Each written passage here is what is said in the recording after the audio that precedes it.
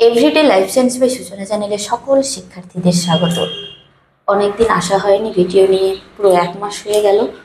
তো যাই হোক, এবার থেকে ভিডিওটা কন্টিনিউটি রাখার চেষ্টা করব। তোমরা সবাই আমার ভিডিওগুলো দেখতে থাকো, চ্যানেলটিকে সাবস্ক্রাইব করে দাও, আর চটপট ভিডিওটি তোমাদের বন্ধুদের কাছে শেয়ার করে দাও। এখন আমি তোমাদেরকে পড়াবো বিভিন্ন ধরনের competitive exams, BSc nursing, GNM, ANM, joint এন্ট্রান্সের জন্য লাইফ সায়েন্স বিষয়ক জিকে 20। তো চলো শুরু করা যাক। কোয়েশ্চেন নাম্বার 1, মানব দেহের মিশ্র গ্রন্থি কাকে বলা হয়? মানব দেহের মিশ্র গ্রন্থি কাকে বলা হয়? মানব দেহে মিশ্র গ্রন্থি বলা হয় অগ্নাশয়কে। কাকে বলা হয়? অগ্নাশয়কে মানব দেহের মিশ্র গ্রন্থি বলা হয়। কাকে বলা হয়? বলা হয় অগ্নাশয়কে।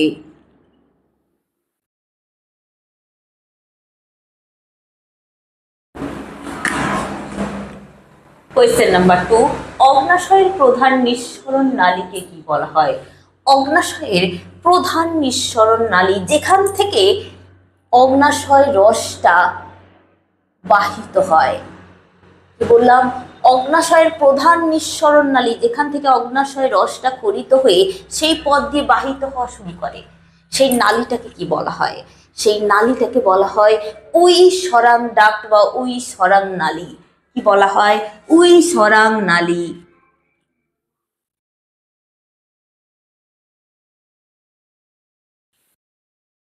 কোয়েশ্চেন নাম্বার 3, ল্যাঙ্গারহ্যান্সের দ্বীপপুঞ্জ বা ইসলেটস অফ ল্যাঙ্গারহ্যান্স কাকে বলে? ল্যাঙ্গারহ্যান্সের দ্বীপপুঞ্জ বা যাকে বলা হয় ইসলেটস অফ ল্যাঙ্গারহ্যান্স কাকে বলা হয়? বলা হয় অগ্নাশয়কে। কাকে বলা হয়? বলা হয় অগ্নাশয়কে।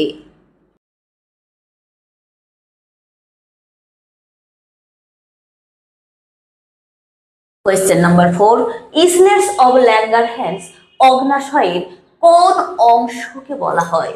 অবশ্যই ইসলেটস অব ল্যাঙ্গারহ্যান্স অগ্নাশয়ের কোন অংশটাকে বলা হয় বলো তো? অগ্নাশয়ের যে এন্ডোক্রাইন অংশ বা এন্ডোক্রাইন যে পার্ট রয়েছে তাকে কিন্তু ইসলেটস অব ল্যাঙ্গারহ্যান্স বলা হয়। কার? অগ্নাশয়ের। তাহলে ইসলেটস অব ল্যাঙ্গারহ্যান্স অগ্নাশয়ের কোন অংশকে বলা হয়? ইসলেটস অব ল্যাঙ্গারহ্যান্স অগ্নাশয়ের এন্ডোক্রাইন অংশকে বলা হয়।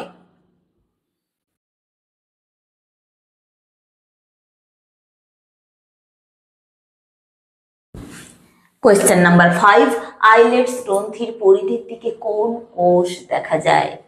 আইলেটস গ্রন্থির যে পরিধি, সেই পরিধির দিকে কোন কোষ দেখা যায়? পরিধির দিকে দেখা যায় আলফা কোষ।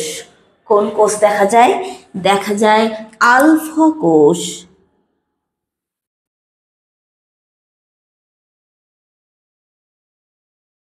কোয়েশ্চেন নাম্বার 6, যকৃতে গ্লাইকোজেনকে গ্লুকোজে পরিণত করে কোন কোষ? যকৃতে গ্লাইকোজেনকে গ্লুকোজে পরিণত করে যে কোষ, সেটি হচ্ছে অগ্নাশয়ের আলফা কোষ। কি বললাম? অগ্নাশয়ের আলফা কোষ।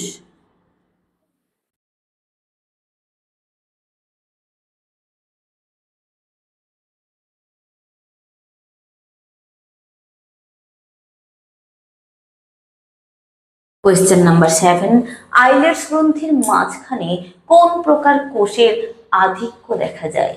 আইলেটস গ্রন্থির মাঝখানে যে ধরনের কোষের আধিক্য দেখা যায় সেই ধরনের কোষই হচ্ছে বিটা কোষ। কি বললাম? বিটা কোষ।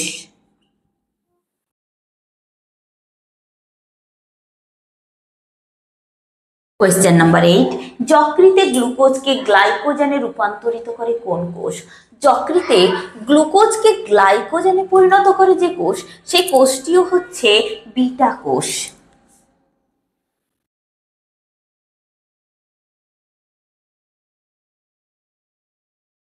কোয়েশ্চেন নাম্বার 9, অগ্নাশয়ের ডেল্টা কোষ থেকে কোন হরমোন ক্ষরিত হয়? অগ্নাশয়ের ডেল্টা কোষের থেকে যে হরমোনটি ক্ষরিত হয় সেই হরমোনটির নামই হচ্ছে সোমাটোস্টেটিন। কি বললাম? সেই হরমোনটির নাম সোমাটোস্টেটিন।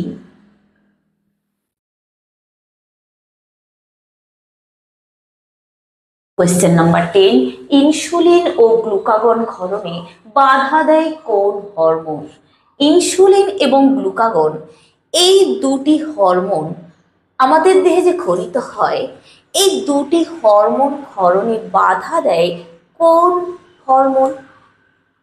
যে হরমোনটি এই ইনসুলিন ও গ্লুকাগন ক্ষরণে বাধা দেয় সেই হরমোনটি হচ্ছে সোমাটোস্টেটিন। কি বললাম? সোমাটোস্টেটিন।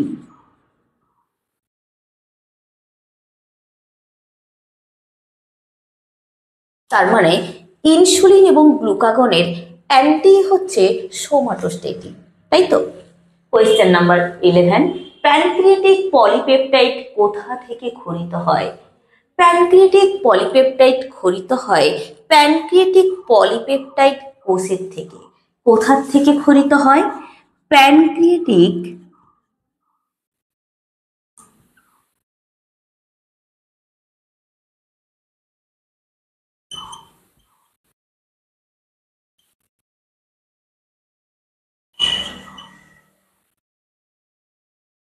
প্যানক্রিয়াটিক পলিপেপটাইড কোষের থেকে প্যানক্রিয়াটিক পলিপেপটাইড ক্ষরিত হয়। কোয়েশ্চেন নাম্বার 12, কোন কোন হরমোন রক্তে শর্করার পরিমাণ নিয়ন্ত্রণ করে? কোন কোন হরমোন আমাদের দেহে রক্তে শর্করার পরিমাণ নিয়ন্ত্রণ করে? ইনসুলিন এবং গ্লুকাগন এই দুই ধরনের হরমোন আমাদের দেহে রক্তে শর্করার পরিমাণটা নিয়ন্ত্রণ করে। তাহলে কোন কোন হরমোন রক্তে শর্করার পরিমাণ নিয়ন্ত্রণ করে? ইনসুলিন ও glucagon.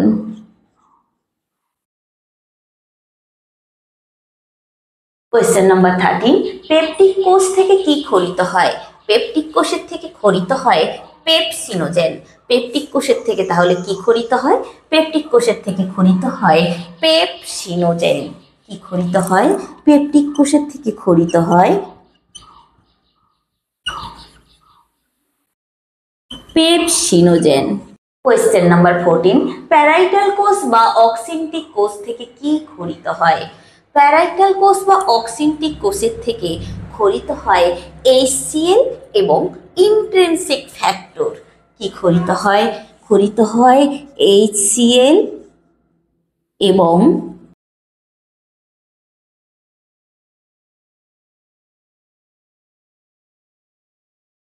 Intrinsic factor. Question number 15, Brunner's gland কি ধরনের গ্রন্থি? ব্রুনার্স গ্ল্যান্ড কি ধরনের গ্রন্থি? ব্রুনার্স গ্ল্যান্ড হচ্ছে এক ধরনের আন্তরিক গ্রন্থি। কি বললাম? ব্রুনার্স গ্ল্যান্ড হচ্ছে এক ধরনের আন্তরিক গ্রন্থি।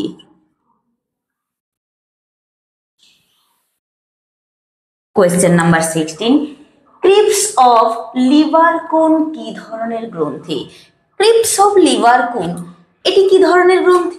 এটিও হচ্ছে এক ধরনের আন্তরিক গ্রন্থি। কি বললাম? এটিও হচ্ছে এক ধরনের আন্তরিক গ্রন্থি।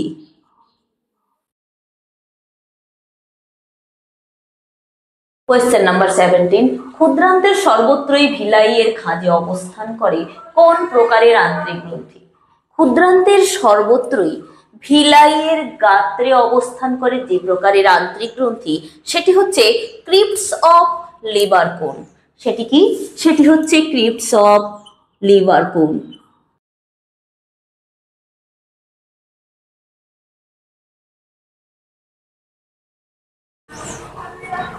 Question number 18, crypts of Lieberkuhn কি ক্ষরণ করে?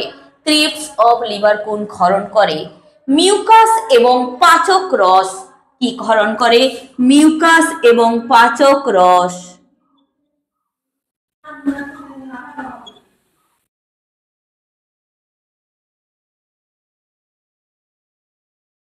কোয়েশ্চেন নাম্বার 19, প্যানেথ কোষ কোথায় দেখা যায়?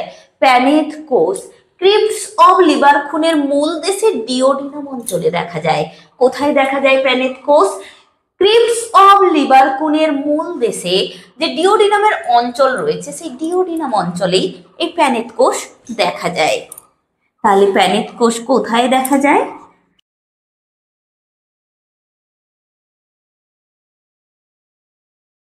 ক্রিপ্টস অফ লিবারকুনের মূল দেশে ডিউডিনাম অঞ্চলে।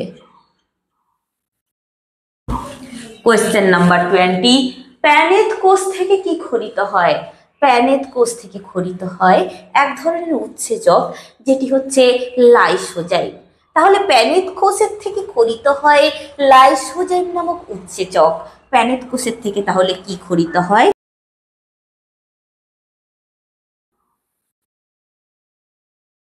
লাইসোজাইম নামক উৎসেচক।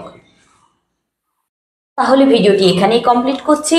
কারোর যদি কোনো প্রশ্ন বা কোয়ারি থাকে অবশ্যই কমেন্ট সেকশনে লিখে পাঠাও এবং আমার চ্যানেলটিকে লাইক, শেয়ার, সাবস্ক্রাইব করে পাশে থাকা বেল আইকনটি প্রেস করে দাও যাতে আপলোড ভিডিওর পরবর্তী নোটিফিকেশন তোমাদের কাছে পৌঁছে যায়। ধন্যবাদ।